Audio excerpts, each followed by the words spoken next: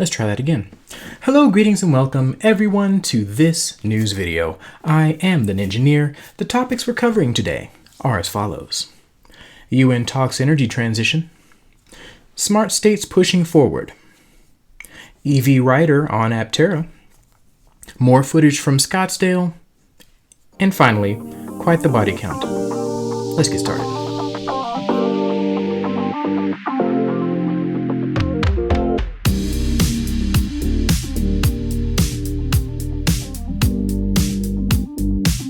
Okay, so the first thing we're going to talk about today, because of the nature of this news and the way that it made me feel, I'm going to go ahead and stick to the facts this go round.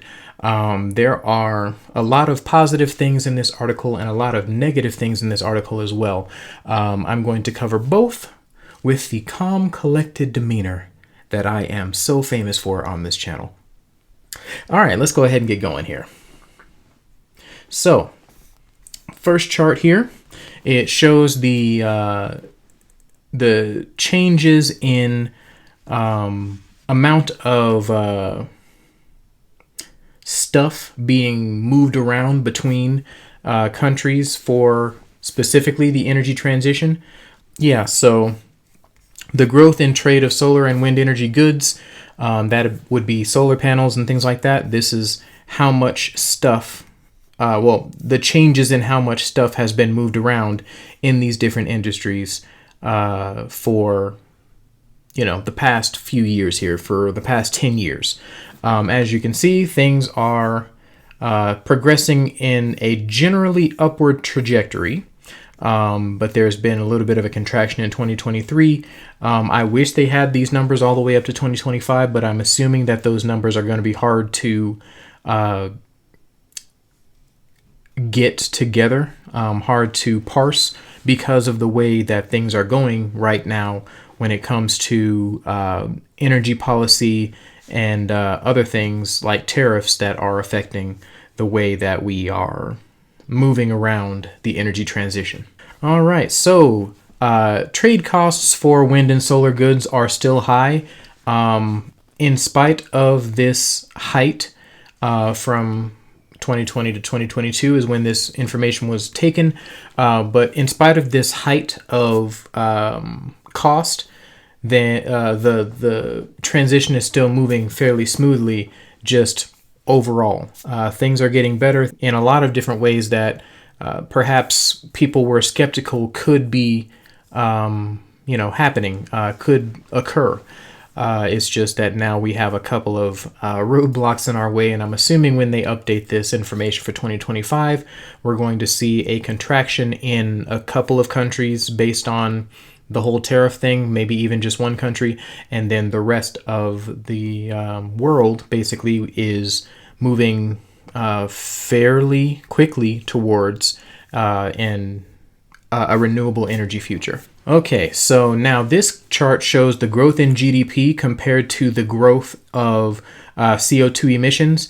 As you can see, there is a growth of CO2 emissions basically every single year. I don't know if you guys remember me talking about between 2023 and 2024, there was the chance of there being a contraction in CO2 emissions. In fact, I mentioned for the first time that we might be able to decrease the amount of CO2 emissions that we had going into the following year. And unfortunately, we did not hit that goal. But as you can see, this line is starting to level out, starting to taper off.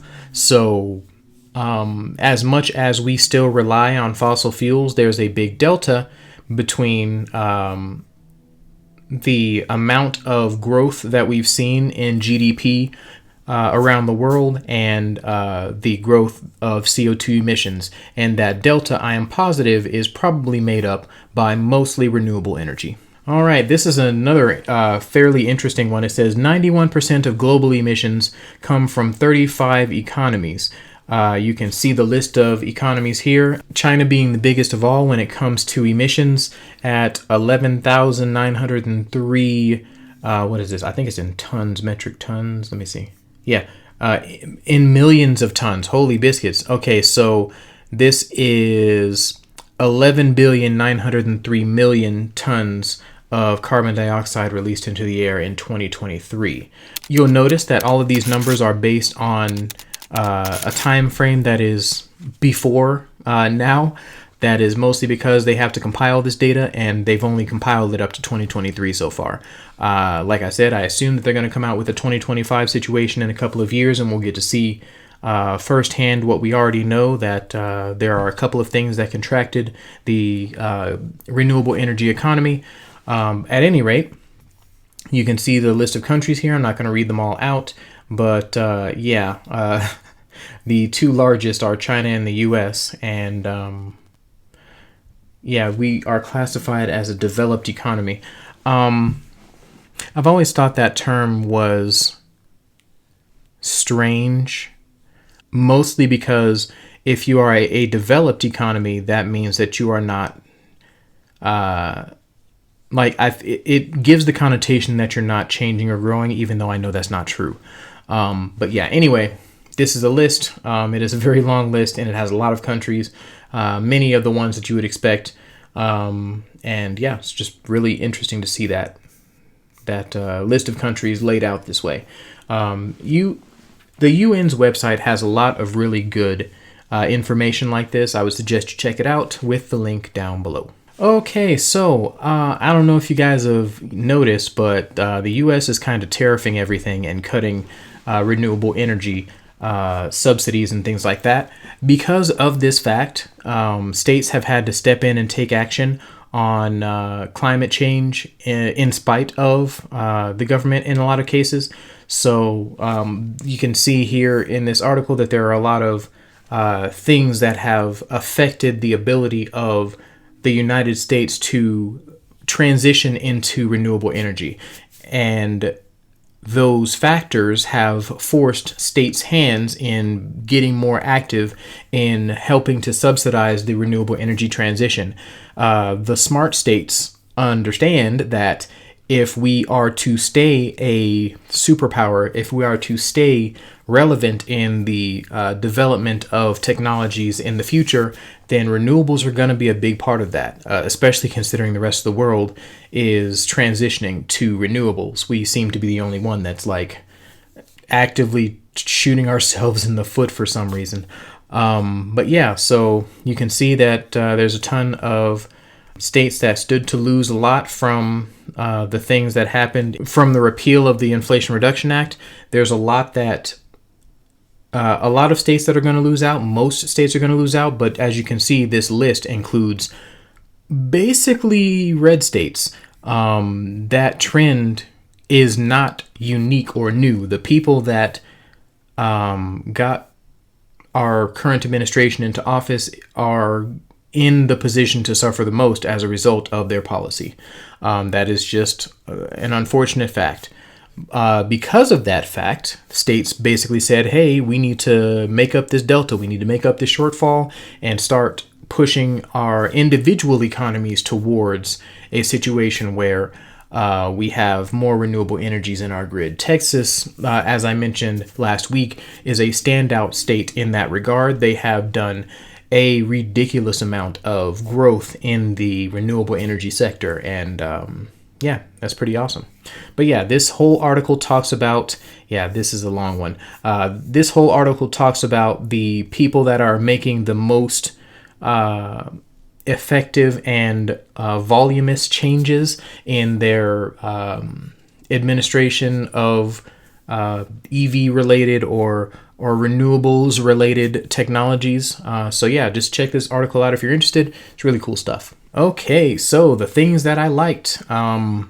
I know I didn't say things that I liked, but if I only said 2 topics and then went into things I liked, I felt like that would have been a disservice to you guys. But anyway, here we are with the first thing that I liked. There was this video put out by a guy whose channel is named EV Writer.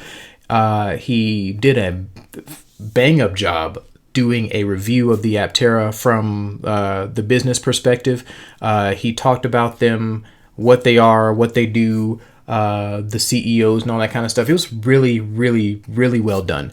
And so I would say check that video out if you haven't already. There was also a video put out by Aptera Owners Club, another individual who went ahead and took their footage from the Scottsdale event and made it a thing. He made an entire video out of it, and I believe, oh yeah, no, he just had it up. The channel that Brad runs, Impact Oriented, I think that's his channel. I have to look it up again, but I'm pretty sure that's it.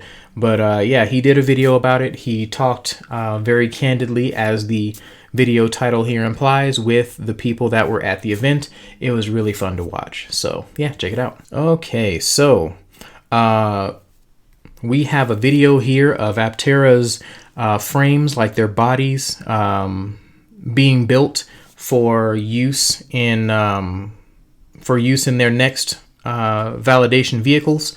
Let me go ahead and see if I can get over to, okay, so we do not know how many bodies there are based on this video, but I do see 1, 2, 3, 4 different jigs, so up to 4 bodies. And also toward the end of the video, they do like a scroll by that shows different frames and stuff, and well, different names of their frames. So we're gonna go ahead and see if we can count them. 1, 2, 3, 4, 5, 6. Okay, so I'm thinking about 6 frames are going to happen in this particular run of Aptera frames being built.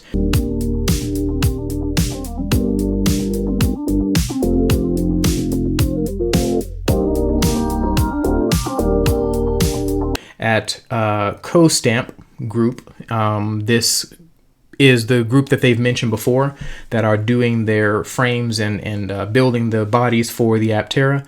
I see them doing very good work. I think it's really cool that they are willing to partner with Aptera, and that we are progressing this quickly. They seem just really motivated to get going and get more bodies into validation and testing. I believe that hopefully these bodies are going to be, some of them are going to be the crash test ones. Yeah, just really deeply interested in seeing what these bodies are for. Maybe it's for testing them, putting together multiple different Aptera at once. Yeah, I'm just really interested to see where that goes. Really cool video, really fun to see it. I squeed a little bit when I saw them drop this during the course of my workday. I go out for lunch and then I check my phone and then I saw this video and I was like, wee! So yeah, anyway, oh yeah, like this guy, he goes, yee! Kind of like that, except I squee. That'll be it. Thank you guys so much for watching. I am the Ninjaneer. If you like this video, please do all of those YouTubey things, the liking, the subscribing, and all that kind of fun stuff. Yeah, just cool things, man. I appreciate you all. As always, I'll catch you next time.